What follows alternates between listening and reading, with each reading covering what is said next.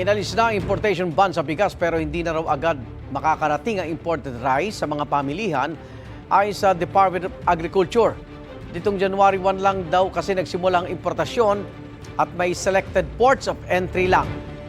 Ayon sa DA, lean months ang Enero at Pebrero. Ibig sabihin walang gaanong ani sa mga buwang ito kaya mahalagang makarating na sa mga pamilya ng imported na bigas para maiwasan ang pagtaas ng presyo. Sa pinakauling monitoring ng DA, 40 pesos ang kada kilo ng local regular milled rice, 45 pesos ang local well-milled rice, at 47 pesos na ang imported well-milled rice. Sa ngayon, sinusunod pa rin ang 15% na taripa sa imported na bigas.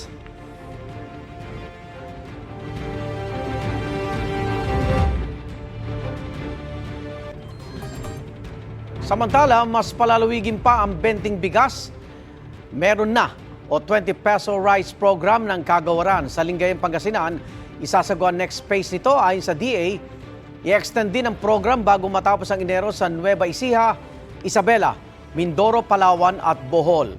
Gayun din sa Zamboanga City at Davao City.